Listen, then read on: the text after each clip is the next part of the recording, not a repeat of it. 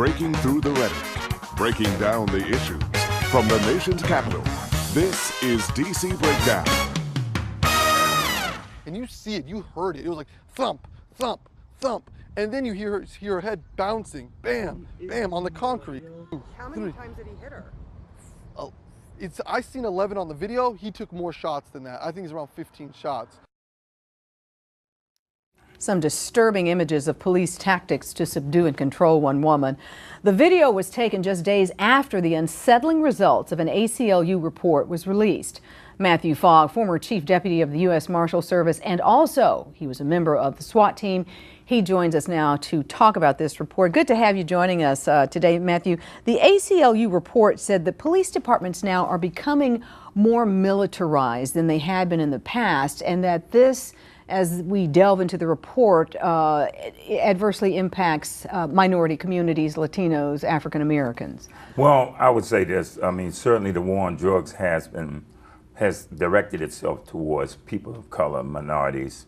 A lot of times people don't have the resources to fight back, to challenge the various tactics that we use. So yes, that is 100%. And I saw it, I observed it as a SWAT team member, not only that, as a regular enforcement operation commander over a task force. And a lot of what the SWAT team is going after is, as you said, drug related. That's right, that's right. And then what I always read about is the collateral damage, perhaps, that they went at something really hard and that a house across the way got a grenade lobbed at it and, you know, a baby was hurt or an elderly person was hurt. So why so militarized? Well, that was the whole thing. The military operation is supposed to be for special situations that where we know that there is a weapon in there, somebody's holding me at a hostage or something like that. But what happened was you had these SWAT teams with all of this training sitting around, nothing to do. So after a while, someone said, all right, well, we know that when people are doing these illegal drug operations, most likely weapons will be involved. And so they said, well, let's let the SWAT team get some experience going in, and that's when it started.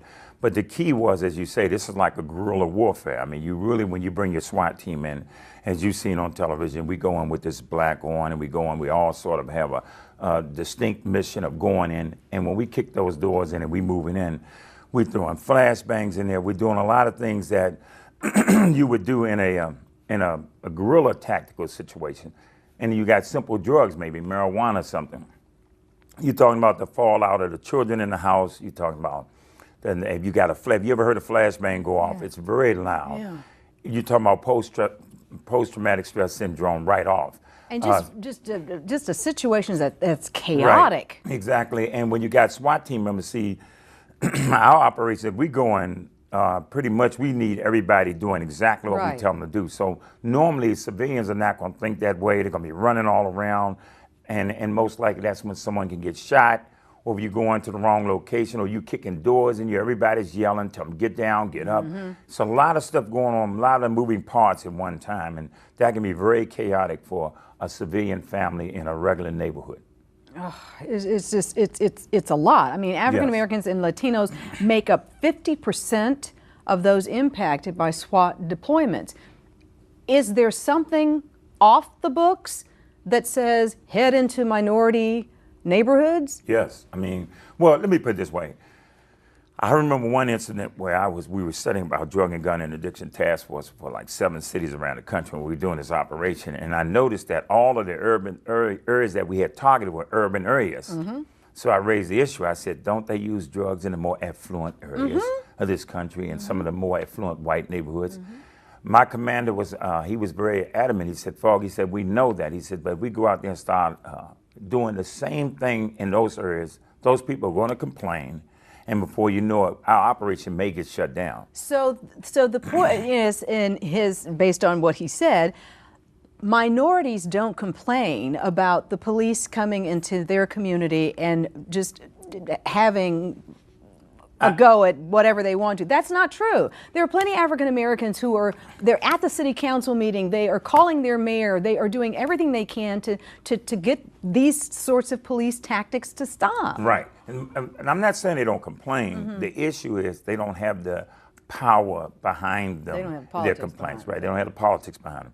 So what happens is you go into some of those more affluent neighborhoods. Those folks have money. They know politicians, judges, lawyers. I mean, this is basically what my commander told me. And he said, Fogg, don't take it personal, but that's just the way it is. Now I'm like, yes, I am taking it personal because a lot of these folks. Why was that right for him? Why did that seem to be okay for him? And that was the issue. That was the issue. And that's where I looked at it was ethnic cleansing. But for him, it was like, look, if they're doing the drugs, then what's the problem?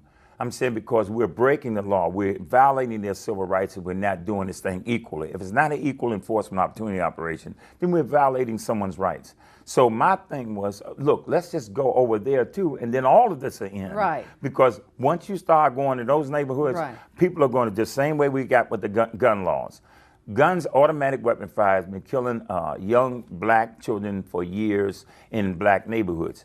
As soon as you go into some white schools, all of a sudden, we got to relook at this. We got to rethink about it. And it's that way with everything. And as a journalist, I have fought that so hard for years. Right. That when it happens in the African American community, it's so not important. But when Right. it happens in white communities, it's now we need to investigate. That's We've right. got to get to the bottom of this. That's exactly right.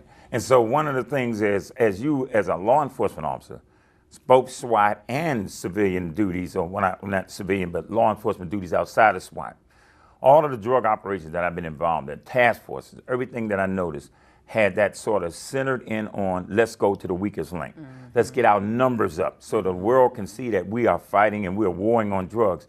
But in the end, we began to look at a lot of these numbers, like even when they talked about kingpins. These really weren't kingpins. Right. You're talking about the people that are really bringing the drugs in this Right. country. There was a local neighborhood guy that had some control in that little area, and they called him a kingpin. It's really how you pen and put it on paper, how you write it up. I can take you and I can write you into anything I want you to be. That's right. And the same thing with our informants. Our informants knew exactly where the drugs were, even in the white neighborhoods. They knew where the drugs were. So the issue was, we know where the stuff is. Some people are trying to say it's an open air market, and that's why African Americans are more vulnerable. No, that's not true. Our informants knew exactly where the drugs was. If we can find Noriega, if we can find Bin Laden Right. and people like that in this country, you think we can't go find some drug dealers in white neighborhoods? Right. We can find them anywhere. Right. Well, and a lot of times I'm thinking of the movie Training Day, the white kids come to the black neighborhood. Right. And, they're doing all kinds of business there. That's right. That's exactly right. And so the issue just came down to black and white. I mean, Yeah. I hate to say that, but Yeah. that's what the It's ACLU unfortunate. report did. And when you look at the numbers, it matches up to just what I saw and what I observed. And when I spoke out about it, I became a whistleblower. Oh. I mean, that's that inside, we call that blue wall of silence. Yeah. The So minute what you happened to speak you? up. What happened to you as a whistleblower? I got fired. I ended up having to turn around and fight to get my job. I won a landmark decision in federal court. Matthew Fogg versus U.S. Department of Justice, a huge decision. But this is all came out of me standing up against what I began to see on the inside that wasn't correct. So because you stood up for racial parity, That's correct. you were ostracized. That's right. You were forced to leave your job. That's right. You were forced to then fight to get your job back. my job to back. get your money back. That's right. I went Wow. through and got left on a stakeout. What? Operation while we were actually taking down a suspect in Baltimore was featured on America's Most Wanted. The white guys that was there that was working under me left their post and went all the way back to Washington, D.C. and was telling the supervisor that I didn't know what I was doing. Instead of him challenging them, I get a phone call from them saying to me that they were going to take the operation back. And had we not caught the suspect, and we actually caught the guy, and he was heavily armed when we caught him. That day, had we not caught him, that job would have been pulled from me. But then after that happened, they did not even discipline those guys. So it's a culture in place Yeah. that says to you, stay in your place. Even if you do see something on the street, you see them hit them 10 times when they should have only hit them one time. Or the video of the woman in California, which we That's had right. on the show. Yeah. Well, I mean, you see, we can all see excessive force. You can look right here on television. But by the time that case gets to trial, they're going to put so much in that. We were trained to do things a certain way. If somebody's not moving right, we have to subdue them. It's a lot of what I call subjectivity in this Yes. thing that you can literally get away with murder, to be honest with you. And so that's why the integrity of law enforcement has to be above ground. But again, Everything has to have what I call is a watchdog situation. We need civilian watchdog groups to look at these things, to look at our policies and our procedures, because everything can get out of hand very easy. Very easily. And you know, when I think of SWAT, I think of the show back in the day, and I think of hostage situations when a SWAT team comes in. And to me, they were always the guys who saved the day. When I saw the SWAT team, I'm like, ooh, this is really important, because that's the elite group. That's right. And they know how to, you know, get somebody off of a ledge. You know, they handle the tough stuff. That's right. And it just seems like it's changed now, because back to what you said, people saw them sitting around doing nothing. Let's give you some work to do. Let's give you some and work. We're not getting the kingpins. Right, that's exactly right. We're getting these little guys who are doing this little piddly stuff. That's right. Which the federal government now is trying to pull back on that. Right. Because, you know, again, overcrowded prisons and black people, et cetera, et cetera. And that's the key. If it had been, I always say all along, and I keep reiterating it, if it was an equal enforcement opportunity operation, right, we wouldn't be having this issue right now, because the people who have control would have said, no, we're not going to allow this to get this out of control. Yes. But because it wasn't really affecting them, a lot of them said, well, we can talk about this later, or we can look at this and we can think about it. But nothing was being done. Now you've got 2 or 3 generations of African Americans that have been, families have been destroyed on what I call an unequal drug war.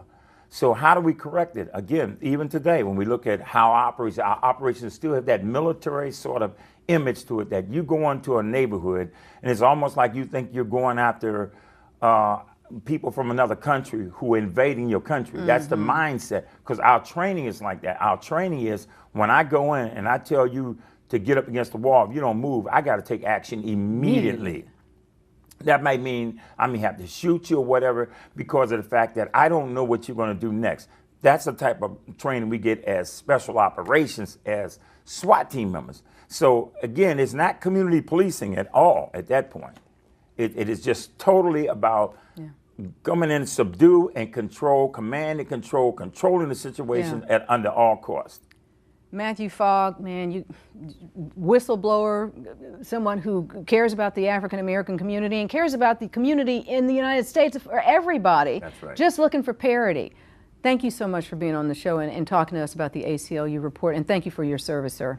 I appreciate it. Thank you. Thank you.